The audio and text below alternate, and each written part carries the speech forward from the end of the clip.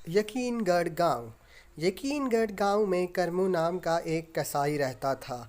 वह कसाई बहुत ही चालाक और बुद्धिमान था। एक दिन वह नदी के किनारे मछलियां पकड़ रहा था। तभी उसे एक बकरी दिखाई दी।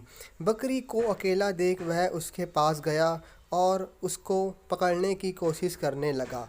बकरी को देख उसके मन में लालच आ गया और उसने बकरी को पकड़ लिया और अपने साथ ले गया। फिर सुबह हुई और वह अपनी दुकान को गया। उसने दुकान खोली और वह जैसे ही बकरी को दुकान में ले जाकर बांधने लगा, तभी उस बकरी ने करमू को सींग मार दिया और उसके हाथ से खून बहने लगा।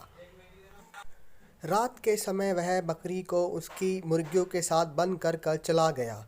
फिर वह सुबह दुकान पर आया। उसने अपनी दुकान खोली तो वह दुकान खोलते ही हक्का बक्का रह गया। उसने देखा कि उसकी दुकान में जो बची हुई मुर्गियां थीं, वह सभी की सभी गायब हो चुकी हैं। और वह इधर उधर देखने लगा, परंतु दुकान में उस बकरी के सिवा और कोई ना था। वह जोर जोर से रोने लगा और फिर वह पुलिस को यह सूचना देता है।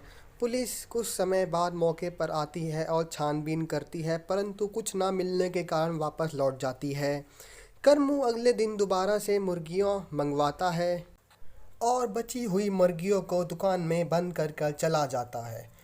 अगली सुबह जब वह दुकान की ओर जाता है, दुकान खोलता है, उसके होश दोबारा से उड़ जाते हैं, क्योंकि इस बार फिर से वही हुआ जो पिछले दिन हुआ था। दोबारा से बकरी के सिवा दुकान में कोई ना था। फिर वह सोचता है आखिर मांजरा क्या है। वह उसे बकरी पर शक आता है। फिर वह हंसता है, भला बकरी मुर्गियों को कैसे खाएगी। फिर वह और सोचता है और फिर वह चौकीदारी करने लग जाता है। रात का समय होता है, वह चौकीदारी कर रहा होता है। उससे अपनी दुकान में आवाज़ें आने लगती है। वह जाकर देखता है तो वह पाता है बकरी एक चुड़ैल में बदल चुकी है। वह वहाँ से भागने लगता है। इसी दौरान चुड़ैल करमू को पकड़ लेती है और मार कर खा जाती है और जंगल की ओर भागने लगती है और भागते भागते दोबारा से बकरी का रूप ले लेती है।